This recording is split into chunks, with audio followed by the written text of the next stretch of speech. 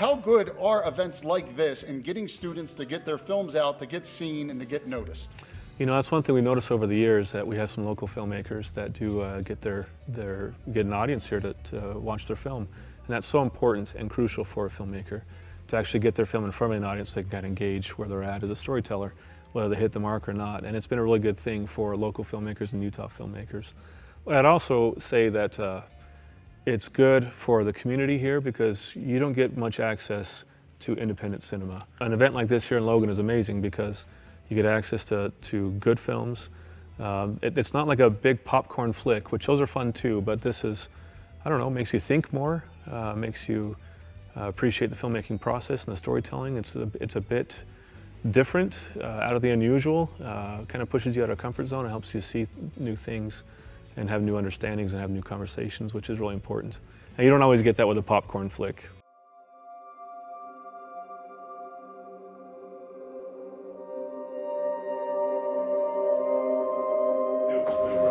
What? Students do. Really? Oh, that's cool. I thought you had like Andy W's like, hey, we need to. It would be cool if they did it, but they're always doing their own thing. We make do. That do?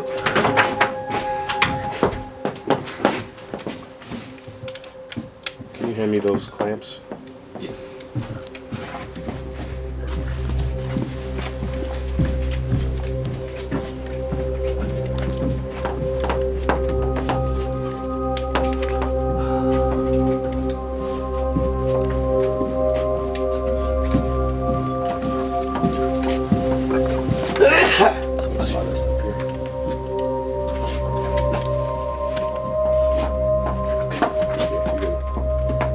Crooked. I was like, that light's super warm. What kind of lights? Well, the heater is the.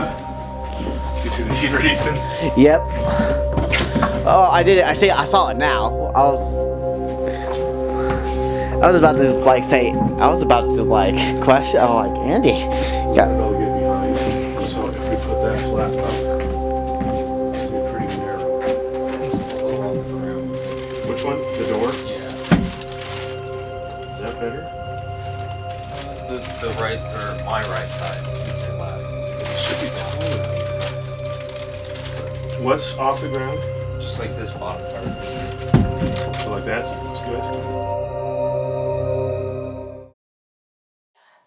Well, Andy, why don't you start off by introducing yourself and what you do for a living? Yeah, so my name is Andy Lormiere. I'm a teacher here at Fast Forward Charter High School, and I also freelance as a filmmaker. So I'm immersed in cinema all the time, based upon teaching, but also working on projects myself.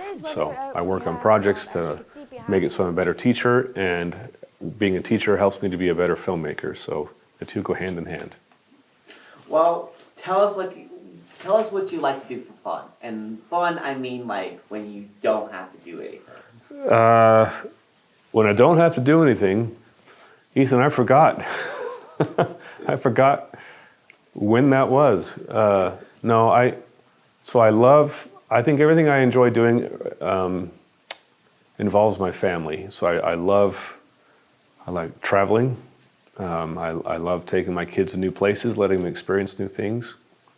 I also love being in the mountains. I love hiking, anything I can be outside. I think it's because I'm indoors so much, based with teaching or with editing, a lot of editing. I mean, I'm outside when I'm shooting stuff, but I just really enjoy the opportunity to be outside and to appreciate nature. Awesome. And what did you want to be when you grow up? Yeah, so when I was a little kid, I wanted to be an archaeologist, like when I was a little kid, because of Indiana Jones. Uh-huh. And then at one point I wanted to be an astronaut, because I thought I had a little model, a space shuttle model I thought was the coolest thing when I learned about space. So I thought, why am I not there? And I really wanted to be, this is funny how this revolves around movies, but I saw Mission Impossible and the movie The Saint, and I went, I want to do that. I want to be in espionage and work for the CIA or FBI. But then when I was in high school, my dream in life was to be a drummer. Wow. That's what I wanted to do. I taught myself how to play the drums. I taught myself how to play guitar as well. So that was what I wanted to do. That was like the dream, but then the backup plan was I wanted to be a math teacher because I love math, and I wanted to coach football and pole vaulting. I played both of those. I was a pole vaulter and played football. Awesome. And if you could become a food, right, what would you be? If I could become a food,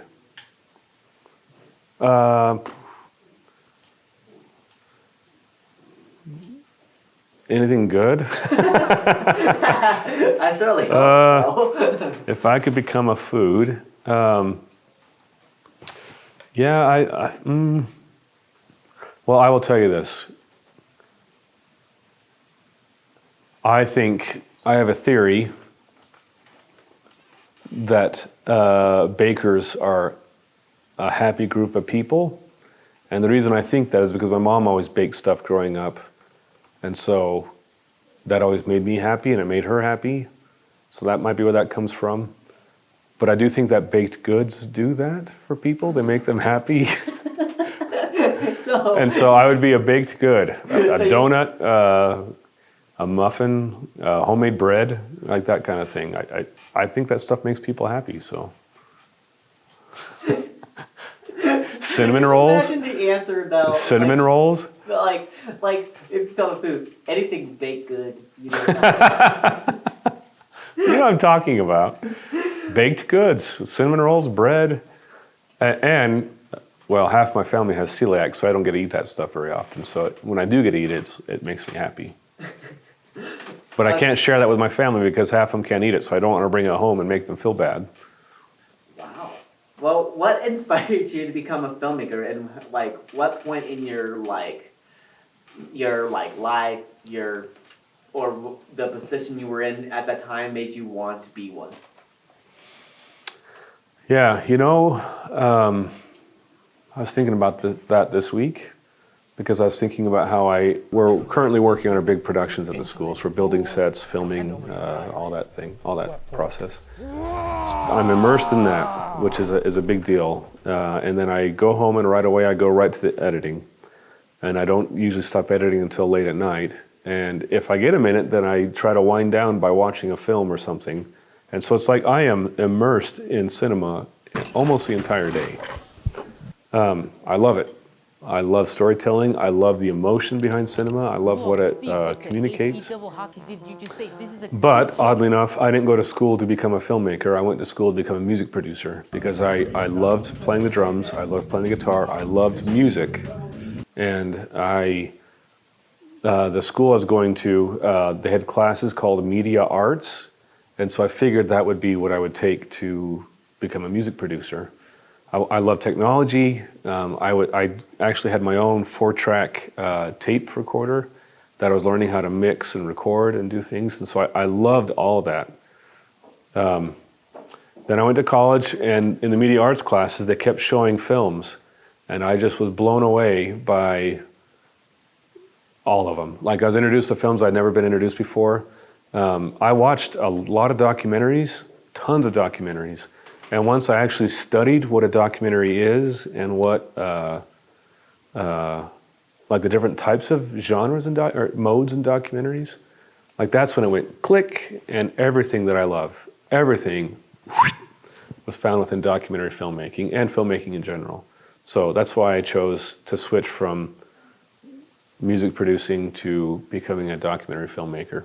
So on the topic on the documentary filmmaker, we also know you made The Tale of the Two Daughters. And personally, my favorite scene is that seesaw. That seesaw it gets me laughing. Like I have to rewind a little bit. When he falls, you talking about? Yeah. Yes. So I want to know what inspired you to make that film. So do you want the short answer or the long answer? Long answer. Okay. All right, get comfortable. So I was getting my master's here at Utah State in digital cinema, and I needed a project for my thesis. And I had kicked around a couple of ideas of things I wanted to do. And in the meantime, I was teaching here at Fast Forward. So I got the job here when I started getting my master's at USU. And we watched a film called The King of Kong, A Fistful of Quarters in my class. And these kids that loved filmmaking were in there, and they thought it was so funny. They said, I want to break a world record. And then the other kids said, what's the stupidest world record you can think of? And then one of the kids said, teeter-tottering. So they Googled it, and sure enough, they found out that it was a world record, 75 hours and 10 minutes. And right when they Googled that, they went, 75 hours? That's nothing. And I stood there and I went, you guys don't know what 75 hours is. Like, if you think 75 hours is not of consistently doing something, like you don't have a concept of what's going on. And I actually pitched the idea to them because I said, if you're gonna break this world record, you should make a documentary about this.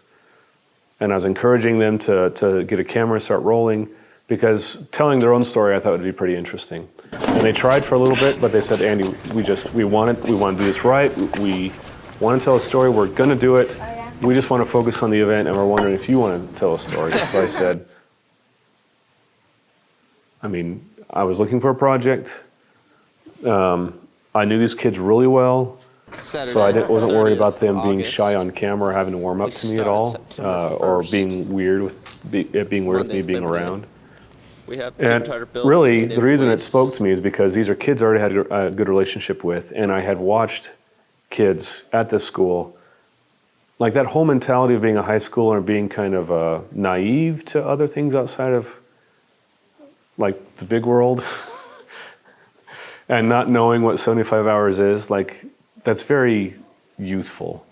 And this idea of transitioning from being a youth into an adult, and the decisions you make, that everybody goes through. Everybody knows what it's like to go from a kid that's done it, knows what it's like to go from being a kid and youthful and naive to a lot of things, to having some hard experiences in life, and not having to grow up, but having things happen in your life where you have to grow up. And so that's really what the film's about. I mean, the teeter-totters, it's fun, but it really is symbolic of the ups and downs of life as I follow them in that step from naive youthfulness into adulthood. And I think that's a fascinating step. Plus, as a filmmaker, I am insanely fascinated in the documentaries that I make. I'm interested in who people are and why do they do what they do. And so I think I could take anybody, and if they're comfortable with me being with a camera, I can figure out who they are and why do they do what they do. In fact, last night I watched the Last Repair Shop. It won the best documentary. Yeah, that's right. I watched it last night. I was blown away. Just like, that was not what I was expecting. Have you seen it? Yeah. Like I think I saw it last night, and I was like, in fact, I was like this. I wonder what Andy thinks of this. Yeah, I was completely blown away, because that's what I love about documentary is you're giving a voice to the voiceless. You're telling people stories that people don't normally have their stories told. And when you can really open up, have them being comfortable enough to open up their heart to let you see who they really are, you can get some really fascinating stories that I feel like humanity is better when they hear those things. And that story was beautiful. It was gorgeous about the trials they went through and how they overcame them and how they're a better person because of that. Like those are stories that we all need to hear, and that's why I love documentary. And that's what I feel about Tale of Two Todders. They opened up their hearts to let me in and film them. They took off their mask and let me capture raw moments to find out who they are, and then why are they doing what they're doing, and then what do they think about it when it happens. Like, really, their goal, they said 75 hours and 10 minutes, we're gonna go for 100 hours. And I sat there and I said, 100 hours? And they said, oh, 100 hours, no problem. And I just thought, when they had me when they wanted me to make the film, I said, I want to be there with a camera at 100 hours when they realize what 100 hours is. The water, what happened to the water? The water went into clean the carpet and watch a dog and watch a dog. Watch a dog. I mean, one kid quit his job to go teeter-totter, but then he quit teeter-tottering after 24 hours. I think that's interesting. Like, why?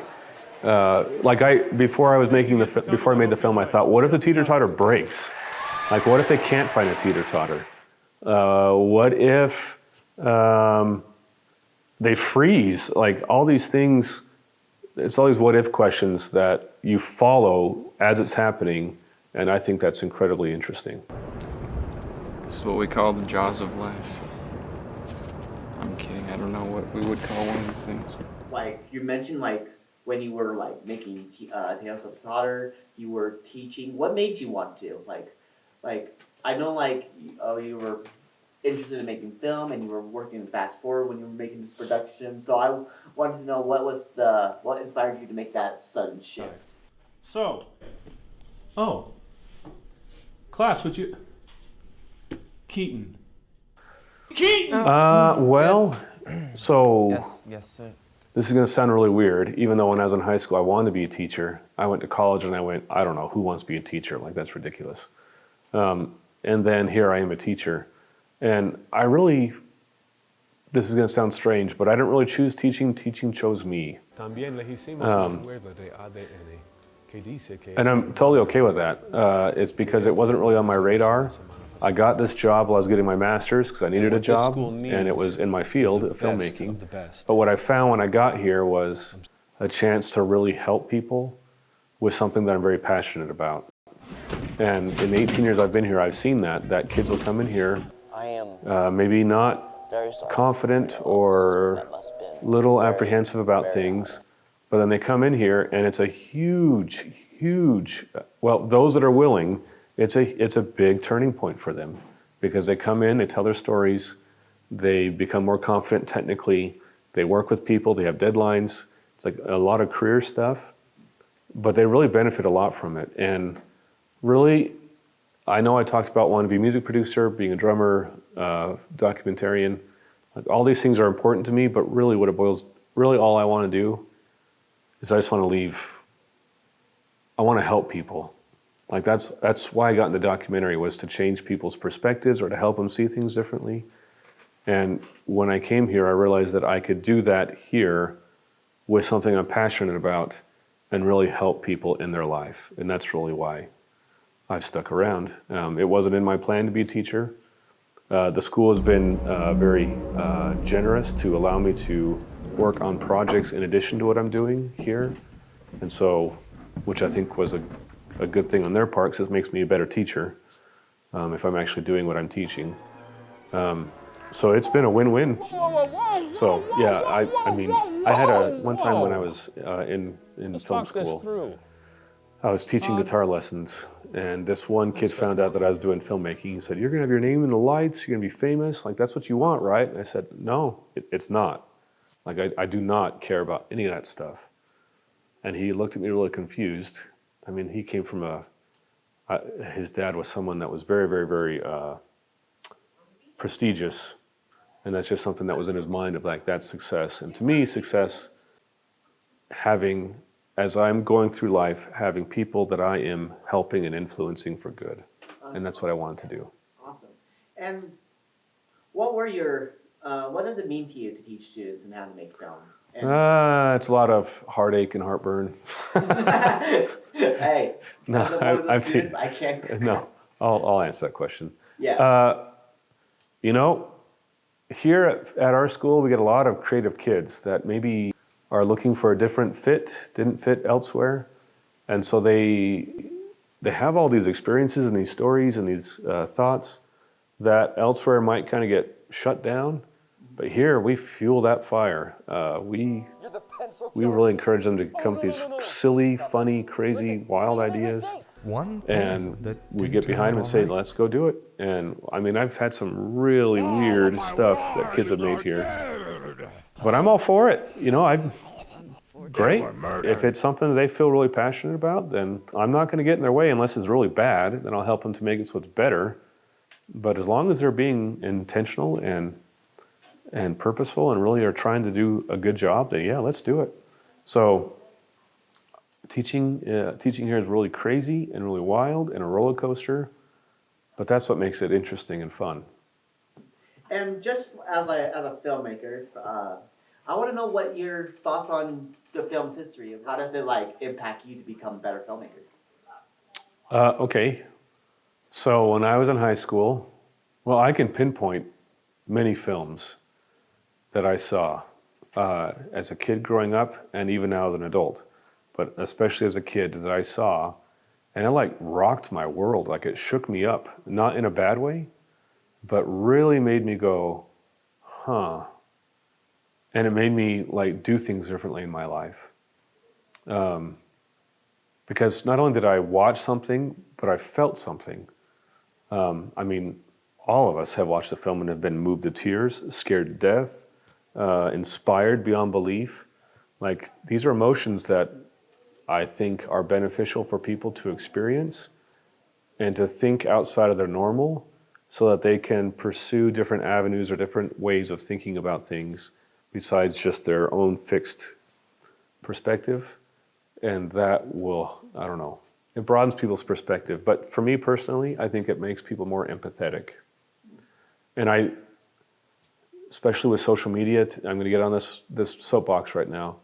There's so many algorithms that people participate in that are just feeding them what they want.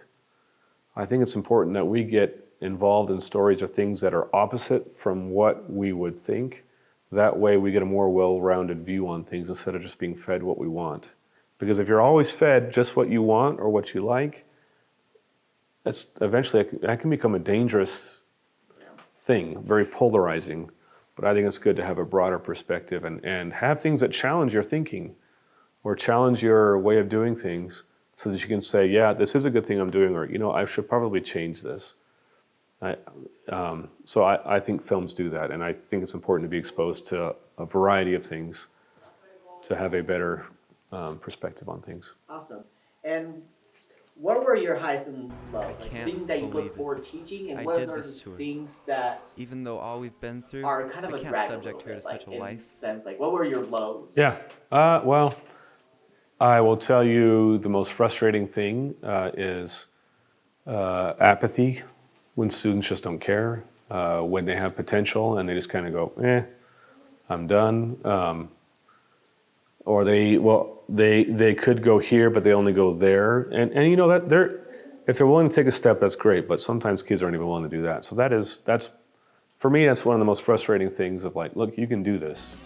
You just have to be willing to try. It requires some vulnerability. What some kids are, to be honest, it's middle school. Middle school pounds that stuff out of kids.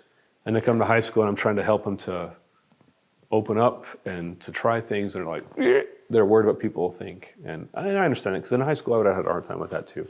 Yeah.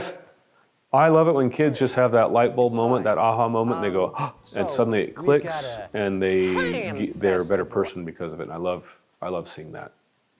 Awesome. And the other question I have is, what does make you interested in a film? Like, what's your instant click? Yeah. What? Well, I can tell you the films that call my name, like ones that I love. Yeah. I love underdog stories.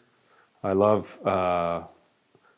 stories about unsuspecting people doing amazing things, overcoming the odds. I love stories like that. Yeah, one of my favorite films is a film called $1 Million Baby. And it's about this older boxer, female, that wants to be trained and no one will train her because she's too old and doesn't think she can do anything. But she just grinds it out and just grinds and grinds and grinds and grinds and becomes, well, you have to watch the movie. But I just love stories like that, of like not giving up, of persevering, of, I love boxing films too. I love boxing films. I would never want to watch a real boxing match, which it seems strange to me, but I love boxing films. I haven't seen a boxing film that I don't like. I can't name one. Every one of them. One either. Like I just rewatched Warrior. That It's MMA, but phenomenal. Yeah. Like these demons people are battling and opposition and fighting through it. I love stories like that. So those are the kind of stories that I'm really drawn to. Awesome. And like, to those who want to become a filmmaker or a former filmmaker, asking you for a piece of advice, or ask to share your like ancient film of wisdom, like I can know what I have Ancient. actually pictured you. You're looking at my gray hair, aren't you? Like, hear me out. Okay, before I showed up, like last time we spoke, I'm like this. Oh, he's gonna have this like cool like wizard beard and like a wizard. Ethan, you only graduated 4 years ago. Like, I'm not that old. 3 years ago, I'm not that old. Hey, you'd be surprised. Okay, I've seen people like from like middle school having beards. I'm like, oh, Andy. Is Time to start growing yours. Hey, actually, they're looking. It's not looking that bad. All right. So, so what would you say to them, to those who want to follow your footsteps, or like those who want to make films, but like would like inspiration of what It's like, they should like you know, focus this. on? I'm not. So I had a really film gonna be professor able to that see it. said this, and at the time it didn't make sense, but now I get it. And so I'll say it to you, and you'll go, I don't get it. But then 20 years on the road, you go, oh, I get it. He said, live life. It's going to be. Um, But if it's not. because the longer the more experience I have in life, the more stories I have to tell. Not only that, the more I can relate to different situations in order to be able to tell the story in a way that's meaningful.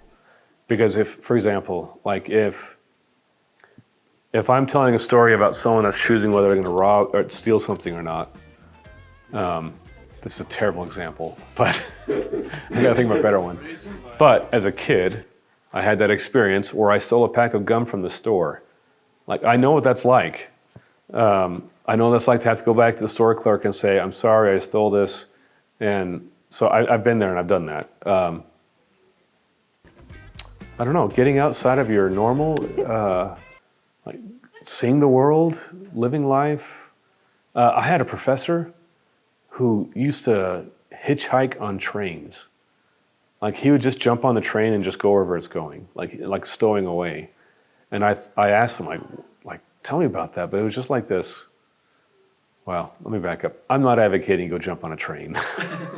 I'm just saying, I remember thinking, man, he's got a lot of stories he could tell from that. And I have a lot of stories I can tell from my experiences, tons of them. And when I go to tell a story, then I can bring my own experience into that experience, and I can relate. But if I haven't had, there's certain things that I don't understand, and some things that I won't understand because I don't want to go down certain paths.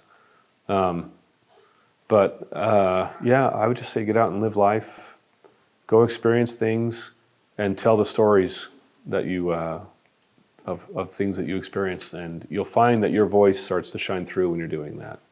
Man, just wait. I wish. You know what? That was great wisdom, but just you like stroking the beard. And So, but here's the other thing I would say.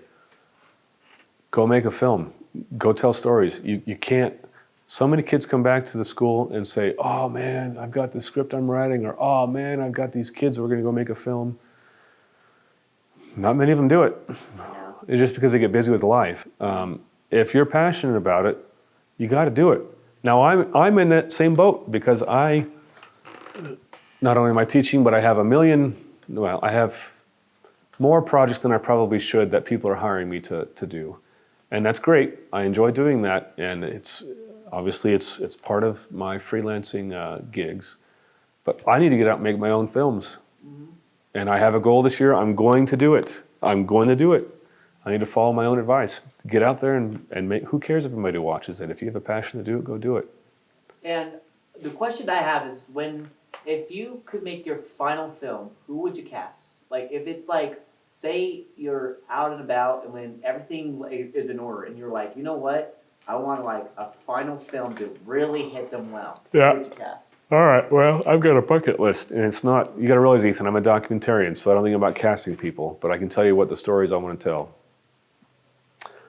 I love rockumentaries. Like, that's how I learned how to play guitar, is anything I could get my hands on, I would watch and see what their hands are doing, and then I'd go, that's how they do it. And, oh, okay. So I used to watch a ton of rockumentaries, and I love them, because I love music. I would love to make a documentary about a band just starting out, especially kids, like high school age, that kind of like A Tale of Two Daughters, where they don't really have a whole lot, they have experience, but they really don't understand the world just yet. They only know what they perceive, and just them coming together and playing their first show, and how would they think about it, how it went, if it was a disaster or not. I think that would be a hoot to watch. Because there's all these dynamics of them trying to figure it out and all these stressors that I think would be amazing.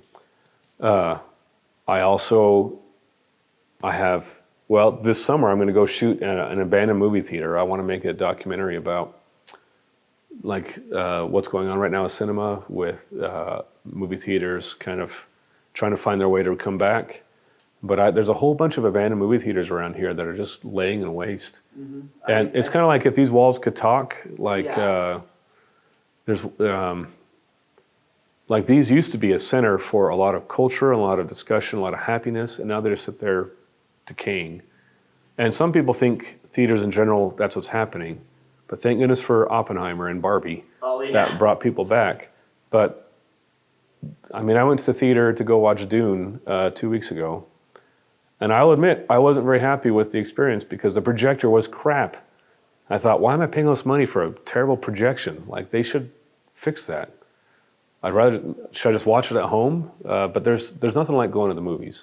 So I want to make a documentary about that. I want to make a documentary of just everyday people and what they do, like a mailman, a garbage person. I would love to do a documentary about that. Someone like a life flight pilot, a helicopter pilot. I think it'd be fascinating.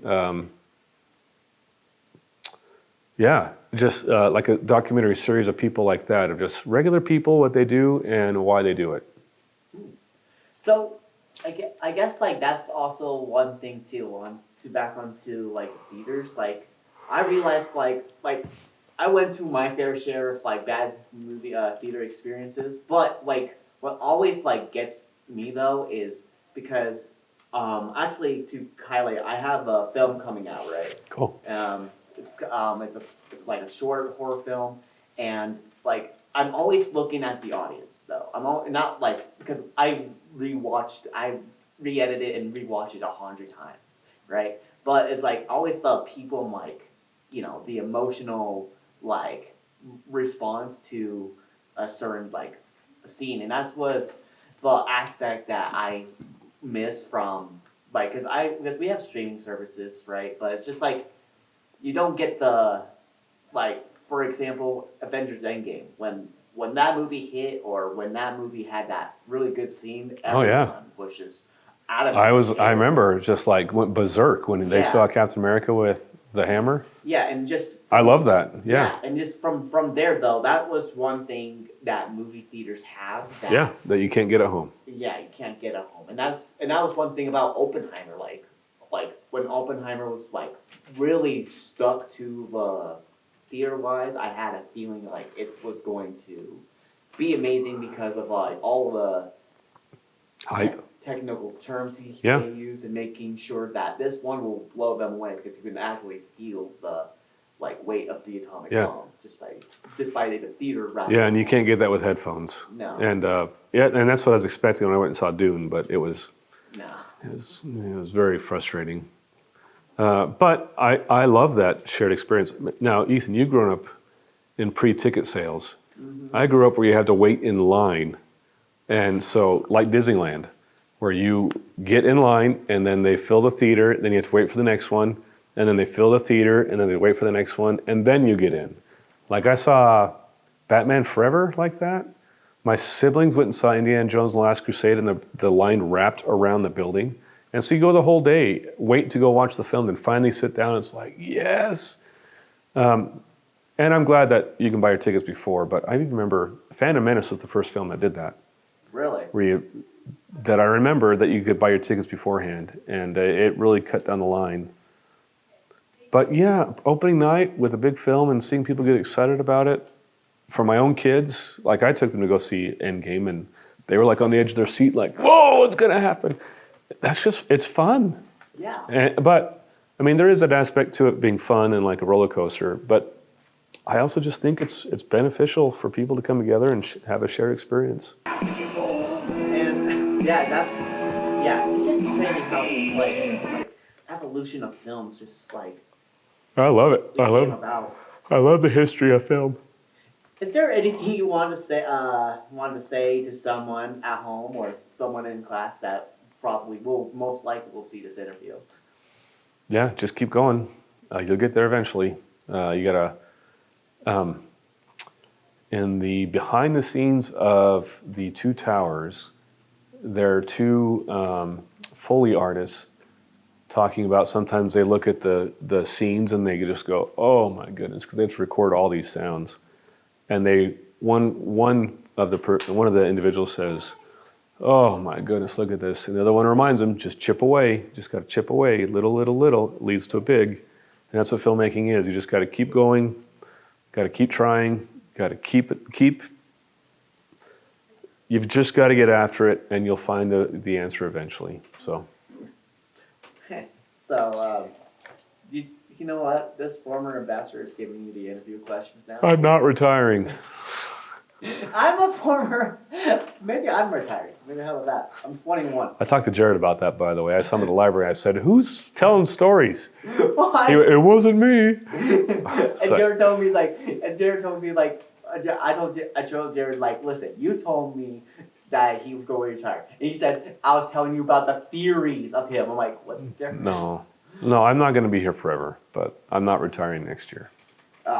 Well, wow, how does that feel, though? Like, having a former ambassador giving you the questions. How the cookies have crumbled.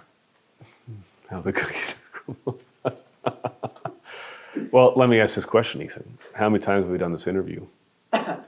No comment. So it either means one, either I didn't teach you good enough, or two, well, I really know what happened, is that it's hard if you can't hear from the camera, but there's a lot of things that happen when you're doing an interview that just boggle the mind, and so it happens. Yeah, it does. And so how does it feel to have an ambassador interview me? I think it's awesome, Ethan. if you can't, can't see it. He's giving me a thumbs up. Oh yeah, yeah, that was exactly what I was doing, of course. Well, that's all the interview questions I have, because that's all I've written down in like a span of 2 hours. But I do want to thank you, Andy, for this amazing interview. This is Ethan conducting it. Ethan conducting it. Cinematic magic. Thank you, Andy. Yep. So what you gonna do when it's on and on and on and on and on? The beat don't stop until the break of dawn. I said S, the T-E-R, the G with a double E. I said I go by the unforgettable name of the medical master G. Well, my name is all over the world. All the fucking ladies and the pretty girls. I'm going down in history as the best brother that ever could be. Now it's on the highs and the lows. Start getting down to the show. Start popping, and popping. Damn, start doing the freeze. I said wham, right out of your seat. Then you throw your hands high in the air. You're rocking to the beach and you carry air. You're rocking to the beach without a care. With all your shots and MCs for the fair.